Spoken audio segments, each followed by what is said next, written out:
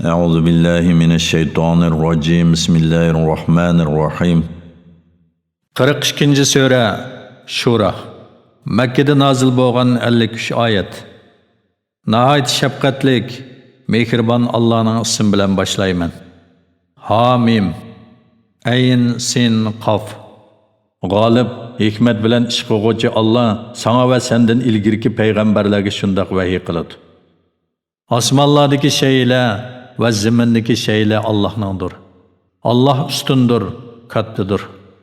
Allah'ın kattılıqıdan, osmonlar yuqori tarafidan yerilib ketishga tos qoladi. Farishtalar Parvardigorga tasbih aytadi, hamda aytadi, yer yuzidagilar mag'firat tilaydi. Bilinglarki, Alloh haqiqatan nihoyat mag'firat qiluvchidir, nihoyat mehribondir. Allohni qo'yib boshqalarni ega qilganlarning amallarini Alloh ko'zlab turg'uchidir. Sen ularga homiy emassan. Makka aholisini, ya'ni uning atrofidagilarni ogohlantirishing uchun kishilarni qiyomat kundan ogohlantirishing uchun sana biz mushundaq arabcha Qur'onni nozil qildik. O kunda hech shak yo'qdir. O kunda bir firqa kishilar jannatda va bir firqa kishilar jahannamda bo'ladi. Agar Alloh xolisa, ularni yana butun insonlarni albatta bir ummat, yana bir dinda qiladi. Lekin Alloh xolgan odamni rahmatiga daxil qiladi. Zolimlarga hech qanday ega, hech qanday madadkor bo'lmaydi. Balki ular Allohdan boshqalarni ega qilib oldi. Faqat Alloh egidir. Alloh o'liklarni tirildiradi. Alloh har narsaga qodir. Sizlar din ustida va uningdan boshqa har qanday narsalar ustida ixtilof qilishmanglar. Uningga Alloh hukm chiqaradi. Ey Muhammad, ularga aytqinki, ana shu Alloh mening Parvardigorimdir. Uningga tavakkul qildim. Hamma ishda Allohga murojaat qilaman. Alloh osmonlarni va zaminni yaratquchidir. Alloh sizlarga o'z jinsinglardan juftilarni, ya'ni ayollarni yaratdi. Hayvonlarga o'z tipidan juftilarni yaratdi. Bu orqali Alloh sizlarni ko'paytirdi. Hech shay Allohga o'xshash emasdir. Alloh hammani anglab turg'uchidir, hammani ko'rib turg'uchidir. Osmonlarning va zaminning xazinalarining ochqichlari Allohning ilkididir. Alloh xohlagan kishining rizqini sinash yuzidan keng qiladi. Xohlagan kishining rizqini baloga mubtalo qilib sinash yuzidan tor qiladi. Alloh haqiqatan har narsani bilib turg'uchidir. Alloh sizlarga dindan Nuhga tavsiya qilgan narsani, sana ya'ni Muhammad alayhissalomga biz vahiy qilgan narsani, Ibrohimga, Musoga va Isoga biz tavsiya qilgan narsani bayon qildi. Sizlar dinni barpo qilinglar. Dinda tabriqchilik qilmanglar. Mushriklarga sen ularni da'vat qilgan narsa, ya'ni tavhid ig'ir keldi. Allah tavhidga qolgan odamni tanlaydi. Allohning toatiga qaytadigan odamni tavhidga boshlaydi. Yahudi, Nasar qatorliqlar ularga ilm kelgandan keyin, ya'ni ular Rasulullohning haq payg'ambarligini bilgandan keyin, ondan o'zaro hasad qilish firqalarga bo'lindi. Agar Parvardigoringning ularni jazolashni qiyomatgacha ta'xir qilishdan iborat so'zi bo'lmasa edi, ularning orasida albatta hukm chiqarilib bo'lgan bo'ladi. Ulardan keyin kitobga varislik qilganlar, ya'ni Rasululloh bilan zamondosh bo'lgan ahli kitob haqida qattiq dargumondadir. Shuning uchun, ya'ni dinda ixtilof qilishganligi uchun, ey Muhammad, barliq insonlarni to'g'ri din asosida ittifoq bo'lishga chaqirgin. Buyurilganing bo'yicha to'g'ri yo'lda ching turgin. Ular yana mushriklarning nafs xohishlariga ergashmagan va aytqin, Alloh nozil qilgan barliq kitoblarga iymon etdim. Oranglarda odil bo'lishga buyurildim. Allah bizning Parvardigorimizdir, sizlarning Parvardigoringlardir. Bizning amallarimiz o'zimiz uchundir. Sizlarning amallaringlar o'zinglar uchundir. Sizlar bilan bizning oramizda jidallashishga o'rin yo'q. Chunki haqiqat oshkoridir. Allah qiyomat kuni bizni hukm chiqarish uchun yig'adi. Oxir qaytadigan joy Allohning dargohidir.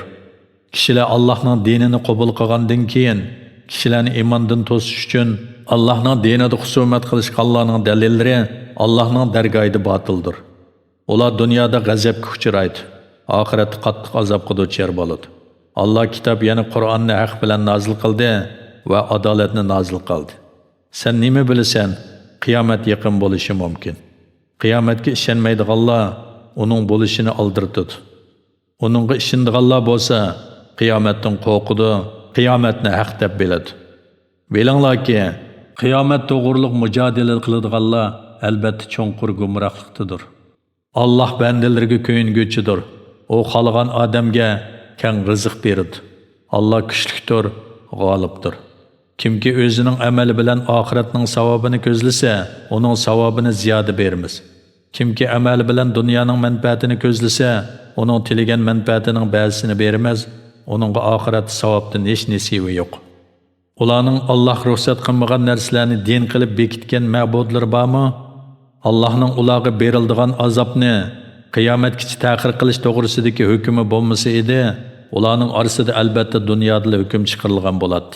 O'zlariga zulm qiluvchilar, ya'ni kofirlar qattiq azobga duchor bo'ladi. Kofirlarning qiyomat kuni dunyoda qilgan gunohlarining jazosidan qo'rqib turganligini ko'rsan. Ular mayli qo'rqsin, qo'rqmasin, jazo ularga cho'qim nozil bo'lgusidir. Iymon etgan va yaxshi amallarni qilganlar jannatlarning bog'chilarida bo'ladi. Ular Parvardigorning huzurida xohlagan narsalardan bahramand bo'ladi. Bu katta in'omdir.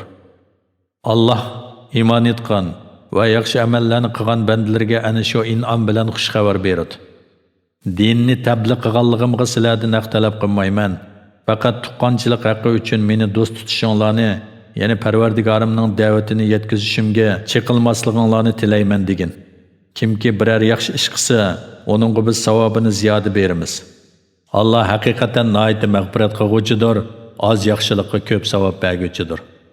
Ular ya'ni mushriklar, o ya'ni Muhammad Allohga yolg'onni to'qidi demdi. Agar Alloh xolisa, ya'ni ular gumon qilgandek Allohga yolg'onni to'qigan bo'lsang, sening qalbingni pechatlayotgan bo'ladi. Allah batilni yo'q qiladi. Payg'ambarga nozil qilgan so'zlari orqali haqni haq qiladi. Allah haqiqatan dillardagi sirlarni bilib turg'uvchidir.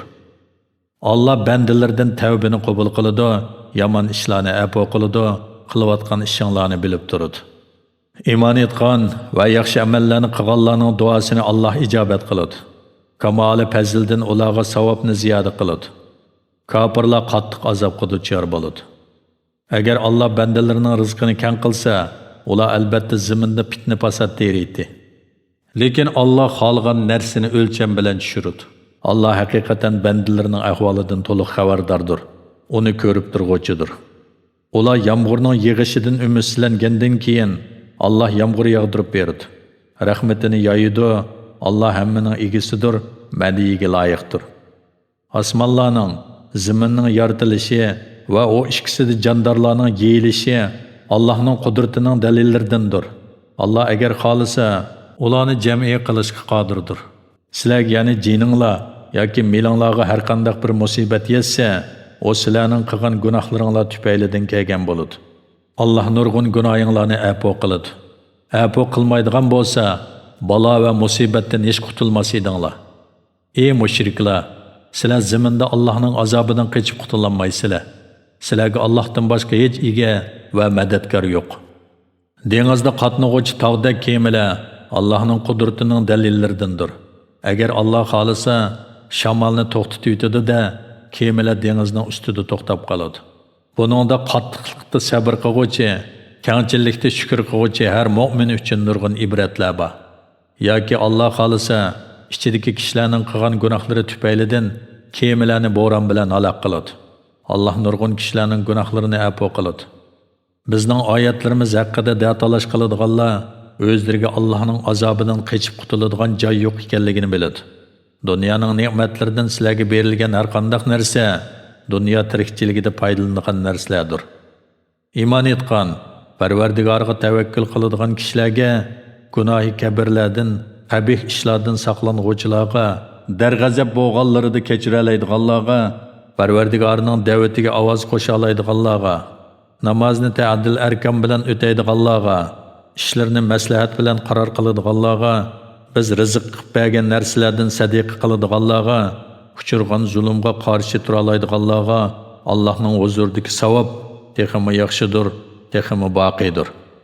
Bir yomonlikning jazosi shuningga o'xshash bir yomonlikdir.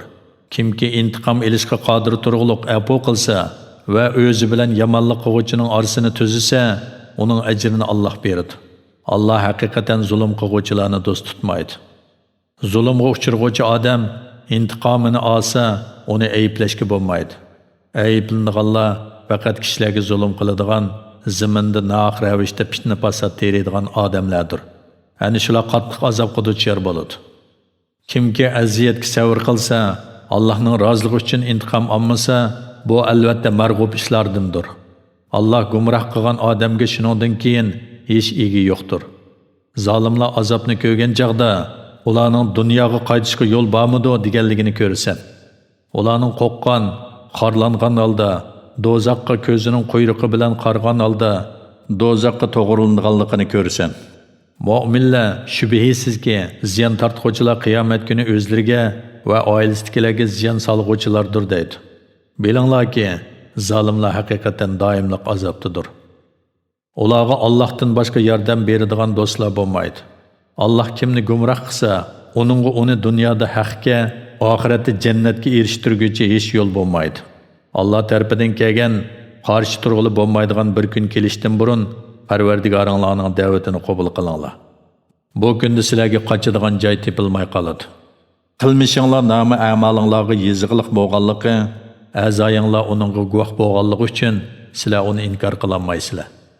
Agar ular yana mushriklar iymondan yuz o'rsa, biz seni ularga ko'zatchi qilib avatganimiz yo'q. Sening vazifang faqat tabliq qilishdir. Agar insonga bizning rahmatimizni tetishsak, xush bo'lib ketadi. Ularning qilgan gunohlari tufaylidan beshiga bir hadis kelsa, inson to'limi kufrani ne'mat qilg'uchidir. Osmonlarning va zaminning podshohligi Allohga xosdir. Alloh nemani xohlasa shuni yaratadi. Xohlagan odamga qiz farzand ato qiladi, xohlagan odamga o'g'il farzand ato qiladi. Yoki ularga o'g'il, qizni aralash beradi. Xohlagan odamni tug'mas qiladi.